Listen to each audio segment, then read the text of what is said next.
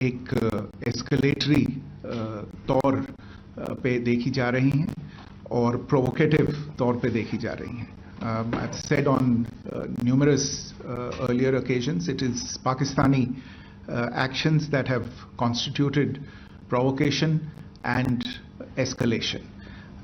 In response, and I repeat, in response, India has defended and reacted in a responsible and measured fashion to these provocations and these escalations by the Pakistani side.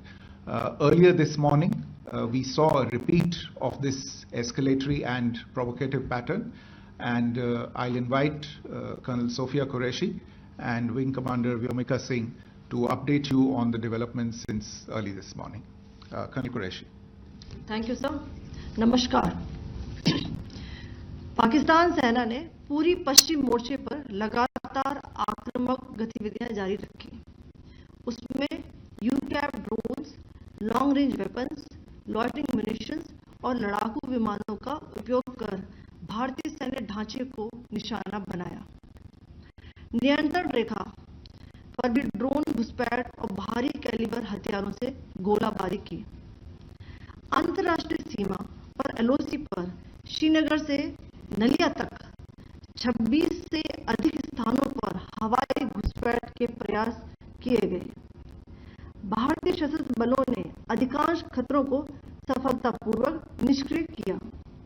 फिर भी वायु सेना स्टेशनों पर उधमपुर, पठानकोट, आदमपुर और भुज Bathinda station, इन सब पर उपकरण व पर्सनल्स को हानि पहुंचाई.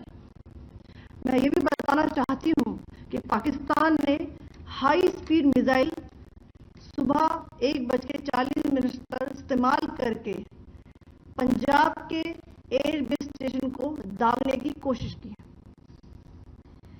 एक निंदनीय और अनप्रोफेशनल एक्ट के तहत पाकिस्तान ने श्रीनगर, अवंतीपुर और उधमपुर के वायु सेना अड्डों पर चिकित्सा केंद्र और स्कूल परिसर को निशाना भी बनाया, जिससे उसके द्वारा सिविल इंफ्रास्ट्रक्चर पर हमला करने की गैर जिम्मेदाराना प्रवृत्ति फिर उजागर हुई. पाकिस्तान द्वारा सैन्य ठिकानों को जानबूझकर निशाना बनाने के पश्चात भारतीय सशस्त्र बलों ने त्वरित व सुनियोजित जवाबी हमले किए. Technical installations, command and control centres, radar sites और हथियार भंडार को चुनकर निशाना बनाया गया. रफीकी, मुरीद, चकलाला, रहमिया खान, सुकूर और चुनिया स्थित पाक सैन्य ठिकानों पर एयर लॉन्च्ड सटीक हथियारों व लड़ाकू जेट से प्रहार किए गए. पसरूर स्थित रडार साइट और सियालकोट का एविएशन बेस भी प्रिसीजन एम्यूनिशन से टारगेट किए गए. इन कार्रवाइयों के दौरान भारत ने कम से कम कोलैटरल डैमेज की क्षति सुनिश्चित की. चिंता का विषय यह रहा कि पाकिस्तान ने लाहौर से उड़ान भरने वाले नागरिक विमानों की आड़ लेकर अंतर्राष्ट्रीय हवाई मार्गों का दुरुपयोग किया ताकि वह अपनी गतिविधियां छिपा सके. ऐसी चालों ने भारतीय वायु प्रतिरक्षा तंत्र को नागरिक सुरक्षा सुनिश्चित करते हुए अत्यधिक संयम के साथ कार्य करने के लिए विवश किया.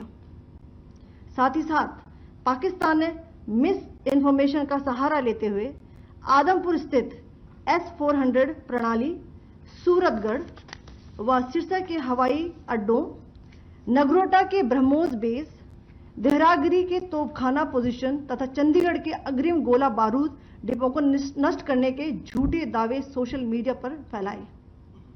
भारत इन फॉल्स नैरेटिव्स को पूर्णतः खारिज करता है.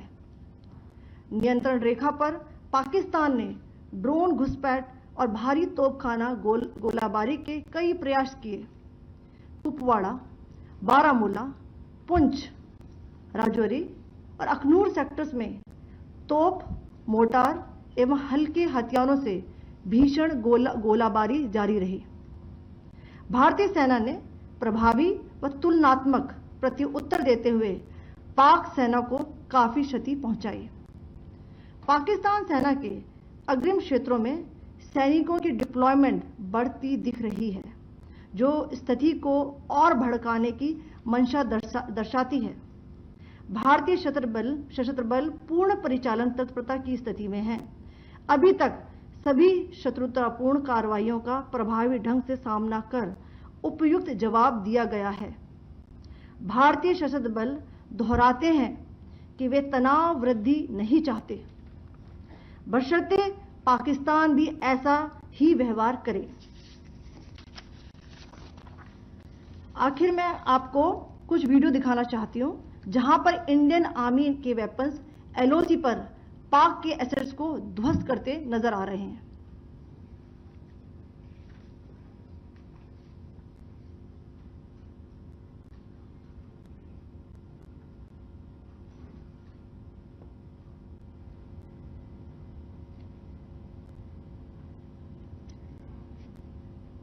स्क्रीन में आप देख सकते हैं इस वीडियो को।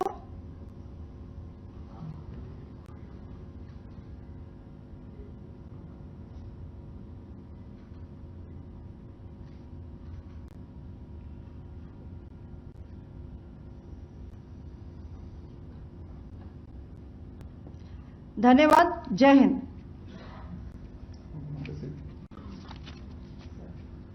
Pakistan military continued with its provocations, carrying out aggressive actions employing multiple threat vectors all along the western border. Pakistan employed UCAP, drones, long-range weapons, loitering munitions and fighter aircrafts to target civilian areas and military infrastructure. Pakistan military also resorted to air intrusions using drones and firing of heavy caliber weapons along the line of control.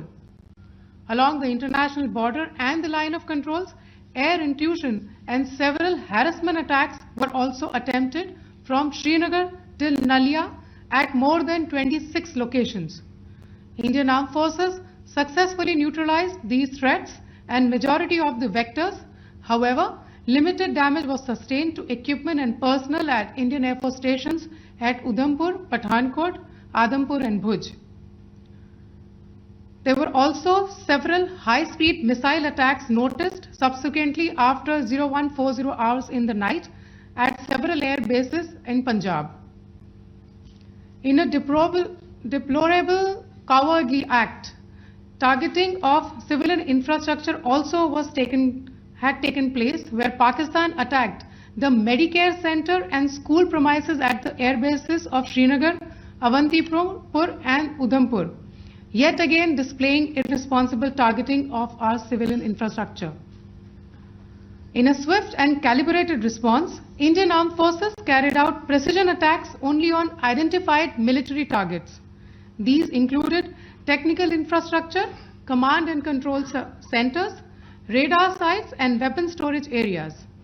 Pakistan military targets at Rafiqi, Murid, Chaklala, Rahim Yar Khan, Sukur and Chunya were engaged using air-launched precision weapons from our fighter aircraft.